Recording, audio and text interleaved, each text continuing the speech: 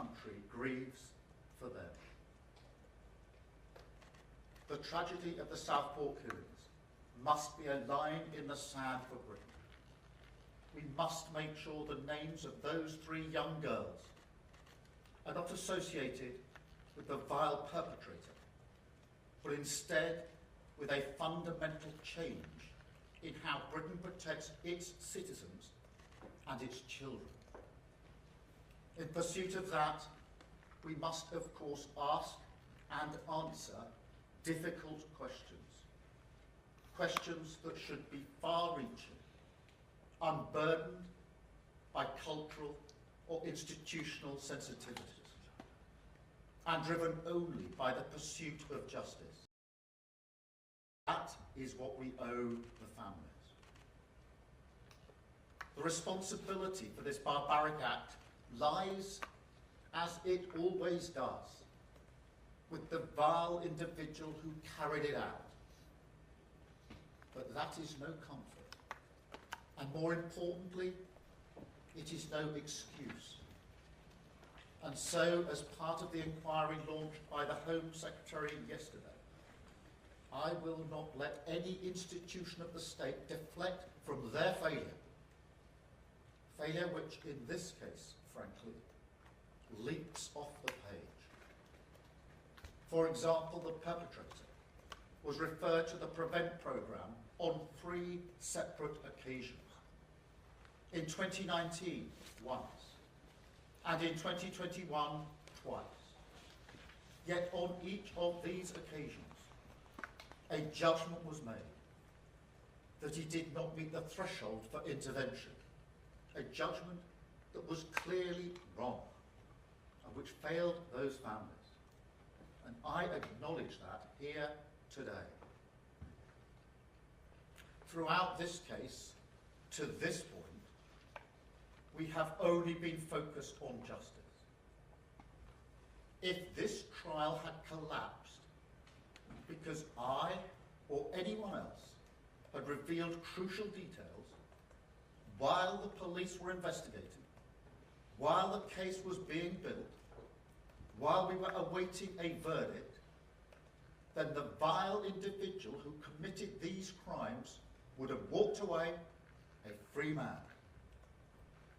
The prospect of justice destroyed for the victims and their families.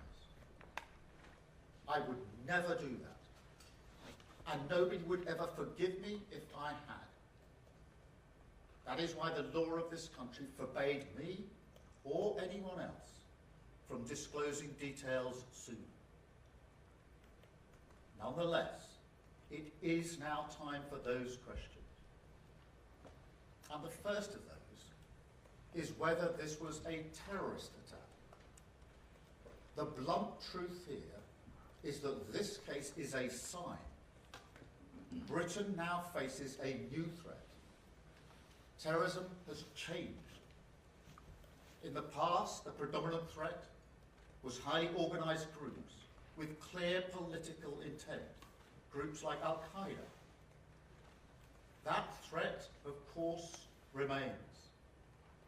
But now, alongside that, we also see acts of extreme violence perpetrated by loners, misfits, young men in their bedroom, accessing all manner of material online, desperate for notoriety. Sometimes inspired by traditional terrorist groups, but fixated on that extreme violence, seemingly for its own sake. Now, it may well be that people like this are harder to spot, but we can't shrug our shoulders and accept that. We can't have a national security system that fails to tackle people who are a danger to our values, our security, our children. We have to be ready to face every threat. When I look through the details of this case, the extreme nature of the violence, the meticulous plan to attack young children in a place of joy and safety, violence clearly intended to terrorise, then I understand why people wonder what the word terrorism means. And so if the law needs to change to recognise this new and dangerous threat, then we will change it, and quickly. And we will also review our entire counter-extremist system to make sure we have what we need to defeat it. Now, that work is already underway. I've tasked Sir David Anderson KC, the new Independent Prevent Commissioner, to hold this system to account, to shine a light into its darkest corners, so the British people can have confidence that action will follow words. But I have to say, to face up to this new threat, there are also bigger questions. Questions such as how we protect our children from the tidal wave of violence freely available online.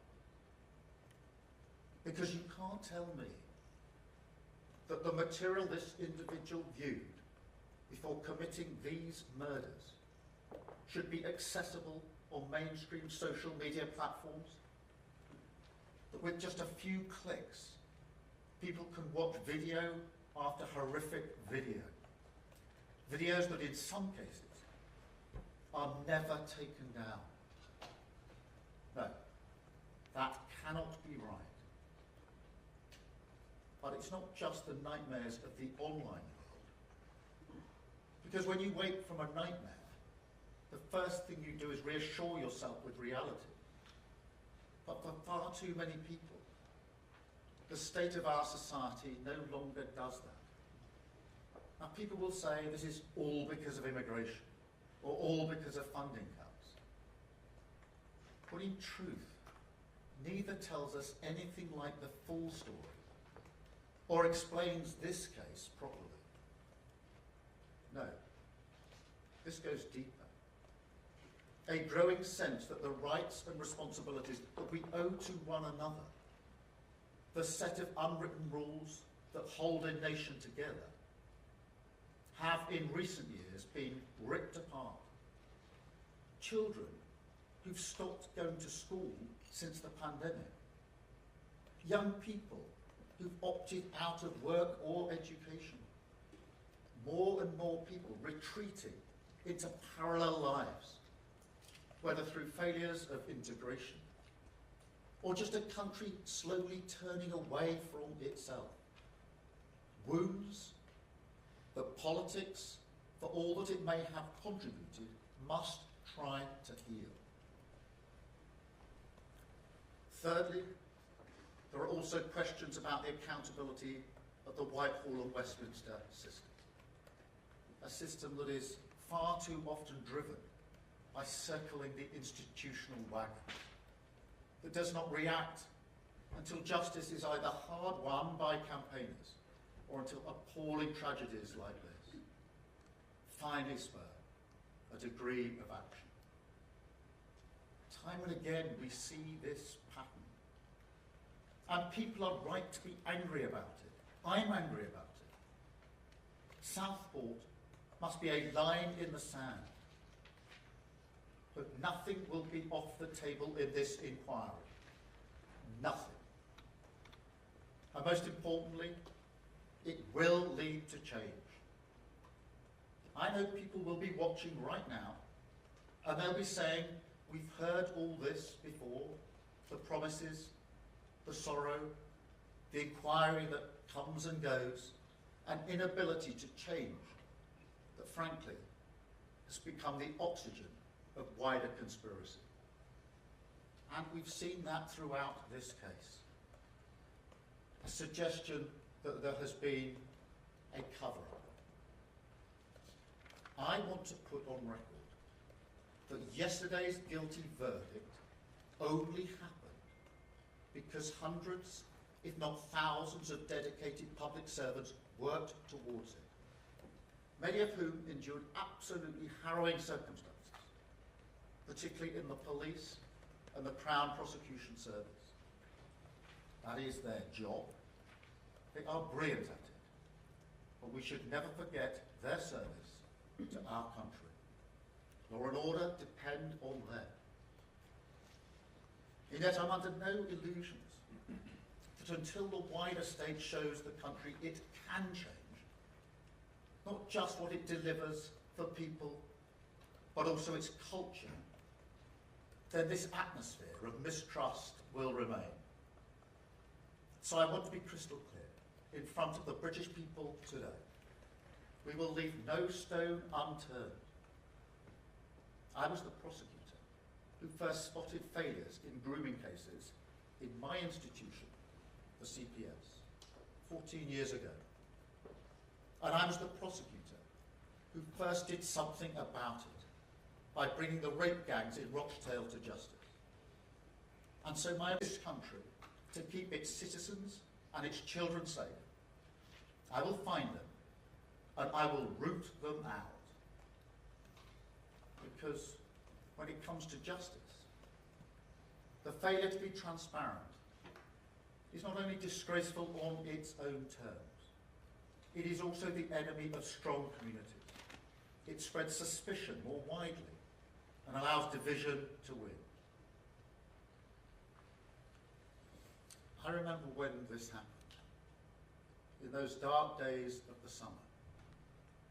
I remember that, like now, the whole country grieved for Southport. But I also remember how it was profoundly moved by their example. Because even as that community faced an unimaginable evil, even as they had to endure mindless violence, bricks and bottles thrown at their community, their businesses, their mosque, police officers attacked, including those who were on the scene responding to this vile murder. Even despite all of that, they chose to come together. They chose to pick up the pieces of their lives. They chose to rebuild, brick by brick, side by side. Strangers no longer strangers, a community. This country has no shortage of empathy for the people of Southport. I know that. But in the face of such darkness and tragedy, what we really should do is follow their example. That is what we need to face this new threat. But also something more. Because national renewal isn't just about public services or the economy. It's about turning us back towards ourselves, giving people confidence in a shared future, so people can once again see the strength and power in themselves and in this nation. But that can only begin today, by holding up the mirror and facing what we see. So wherever this inquiry goes, we will follow it. No matter the boats it will rock, no matter the vested interests it will threaten, we won't hide. But then, most importantly of all, we will act. Because this time it will be different. Southport will be a line in the sand. We will honour those 3 little girls and deliver not just justice, but the change that the people and families of Southport deserve. Thank you. I will now take a number of questions from the media, starting with Vicky Young from BBC. Prime Minister, you are a person with years of experience as a senior prosecutor. Do you really need a public inquiry to tell you that the system needs to change? And isn't there the possibility that that delay could mean that other dangerous cases are missed in the meantime? Well, I think we need a public inquiry to answer all of the questions that the families, the people of Southport and the country have about this case, and to ensure that no stone is unturned, that every failure is exposed and dealt with. I also think we need an inquiry because we're dealing with a new cohort, a different threat, this individualised extreme violence, and we have to have the laws and framework in place to deal with it. But I accept your challenge. We shouldn't wait until the end of the inquiry before we start the change. And that's why already there's been a review of what happened with Prevent and the findings and learnings from that, so that the mistakes that were made then would not be made today. That is really important in reassuring the public. Why we've appointed a commissioner to look into that whole part of the apparatus, and why we will get on with some of the work we need to get on with changing, for example, the law when it comes to the framework for dealing with extreme violence. So we do need the inquiry so we have the full picture, full accountability, and every single question that the families have is properly answered in the proper way. But we need to get on with the change in the meantime, and to reassure the public that every step is being taken to protect their children. Thank you. Beth Rigby, Sky News. Beth Rigby, Sky News, thank you. Prime Minister, it now emerges the perpetrator was known to the authorities and had been referred to Prevent, the anti-terrorism programme, 3 times. He'd had contact with the police, the courts, the justice, the youth system and mental health services. It's a catastrophic failure of the state to protect those young girls. Do you acknowledge that if that information had come out when the riots were happening, it would have provoked further outrage by the public, so you withheld information? Is that true? And do you acknowledge that whatever happens now, whatever public inquiry you carry out, this will hugely undermine trust from the public in the authorities and your government? Thank you. Thank you, Beth. Let me be clear. Responsibility for the disorder and the violence lies with those that perpetrated it. We need to be really clear about that. But let me address the facts as you put them to me. There has been a failure here, and I don't intend to let any institution of the state deflect from their failures, and I acknowledge that readily here. Yes, I knew the details as they were emerging. That is the usual practice in a case such as this. But you know, and I know, that it would not have been right to disclose those details. The only losers, if the details had been disclosed, would be the victims and the families, because it ran the risk the trial would collapse. I'm never going to do that. Never going to do that, because they deserve that justice. And only by having the rules in place can that justice be delivered, as a measure of it now has. And I wouldn't be forgiven if I had. Those are not just my choices, though it is a choice I would make. It is also the law of the land. That is why I couldn't disclose the details. It's why others couldn't disclose the details. It's why all of you as journalists couldn't disclose the details, because the same laws applied to you just as they applied to me. And it's really important that we make that clear. But the purpose of the rule is to protect the justice that the families and the victims are entitled to. I think that's the right thing. It is now right, having got to this stage, that the questions are asked and the answers are given, which is why we've taken the course of an inquiry, but also why between now and the conclusion of the inquiry, we will happily answer any questions that are put to us. But that is why, notwithstanding that, yes, I was being kept updated, of course, I did not disclose anything that would collapse the trial and defeat justice in this case. And I don't think anybody could ever have looked the victims and their families in the eye if they'd ever done that. Thank you, Ben. Can I have Paul Brown, please, from ITV? Paul Brown from ITV. Thank you, Prime Minister. All of us, as you say, as journalists, understand the risk of contempt of court, prejudicing a trial, but we live in a different age now, don't we, where misinformation and disinformation spreads at lightning speed online. I was in Southport on the day of the attacks. There was a short window in which information could have been released before charge, before any risk of prejudicing a trial. Why didn't you do that? And do you think it was a mistake not to provide that detail then? Firstly, let me address parting up.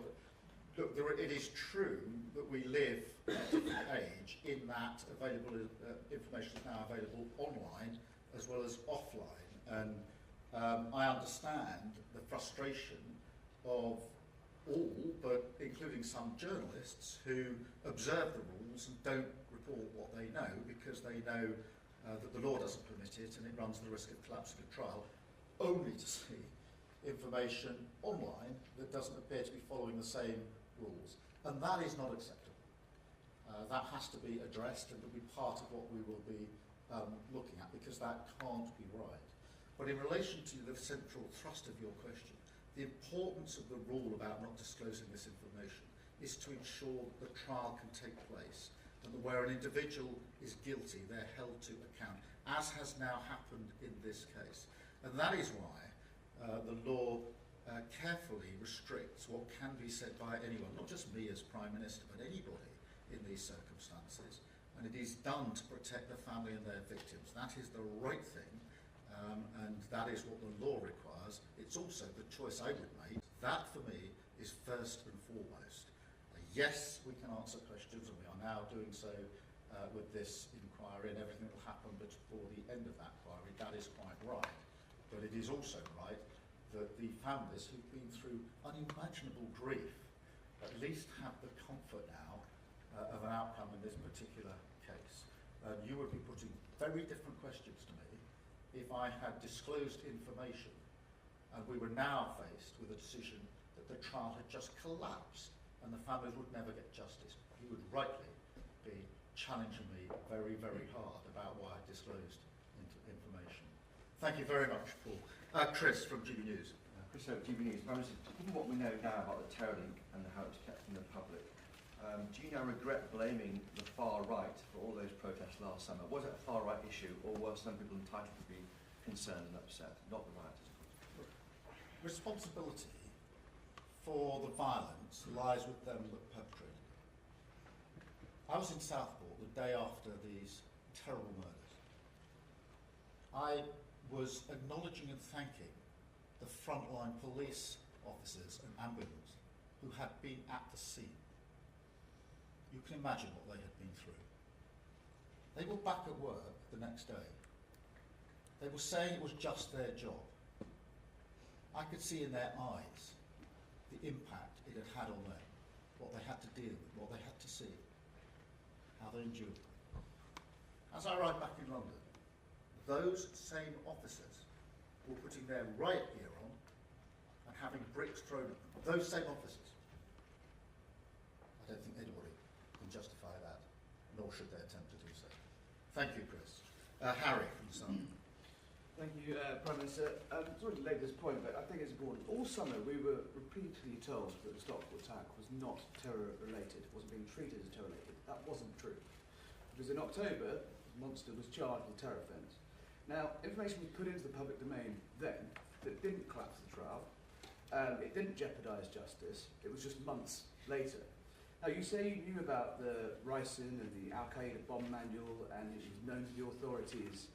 Did you know about that personally at the same time the public, the press, and you and the police were saying this is not terror related? Because I think that's the nub of the issue and that's what's upset people. You say you couldn't speak out publicly, that you couldn't do that, but didn't the public have a right to know, not least the neighbours who had ricin being produced on their street? Surely they had a right to know. Well, I think there are two separate and important issues there, Harry. The first is on the question of terrorism and what constitutes terrorism. And my concern in this case is that we have clearly got an example of extreme violence, individualised violence, that we have to protect our children from and our citizens from. And it is a new threat. It's not what we would have usually thought of as terrorism when definitions were drawn up, when guidelines were put in place, when the framework was put in place. And we have to recognise that here today, because I think most people would say, looking at the facts of this case, it's clearly extreme violence, it's clearly intended to terrorise. And I completely accept and understand that, and that is my view. Therefore, we have to make sure that the law and the framework for responding is appropriate to the new threat that we face. And there we will make whatever changes are necessary in the law to deal with it. On the second point, yes, of course I was kept up to date with the facts as they were emerging. That is usual practice. But just like you, as a journalist, I had to observe the law of the land. It was not my personal decision to withhold this information, any more than it was a journalist's personal decision not to print or write about it. That is the law of the land that is in place for the reasons I've set out, to protect the integrity of the system, to ensure that the victims and their families get the justice that they deserve. Thank you, Harry. And Jason from the Mail. Thanks, PM. Jason Gross from the Daily Mail. It sounds from what you're saying like you personally consider this to have been a terrorist attack in the ordinary sense of the word. Is that right? And also, it sounds like you don't think that this is a one-off. Should people be worried? And are we going to need further protections in schools, youth centres? Because this guy seems to have had some sort of obsession with school messages. Well, thank you for raising that, because I think this is a really central issue, because, as I say, this is extreme violence, clearly intended to terrorise, and my concern is that because it is different to the sort of behaviour we've associated with terrorism, Al-Qaeda, and there are plenty of other examples, which tended to be more organised in groups with a clear political ideology and motive. Because it's not that, it is a new and different threat, it doesn't fit as well as it should within our framework, within our toolbox. And that is what we've got to change. That is the urgent question that has to be addressed. And it's one that has to be addressed before the conclusion of the inquiry. And it's why we've already done the learning from the prevent mistakes. But it is that cohort, I do think it's new. You've seen versions of it in America with some of the mass shootings in schools. It is not an isolated, ghastly example. It is, in my view, an example of a different kind of threat. And that is why I'm absolutely so determined that we will rise to that challenge and make sure that our law, our response, is capable, appropriate, and can deal with that sort of threat. But that is my concern, that is my thinking, that this is a new threat, individualised, extreme violence, obsessive, often following online viewing of material from all sorts of different sources. It is not a one-off, it is something that we all need to understand and have a shared undertaking to deal with within our society. And that is not just the laws on terrorism, the framework on terrorism, it's also the laws on what we can access online. We still have rules in place in this country about what we can see at a cinema. And yet online, you can access no end of material. We have to ensure that we can rise to this new challenge, and that is what I'm determined to do. Thank you all very much indeed. Thank you.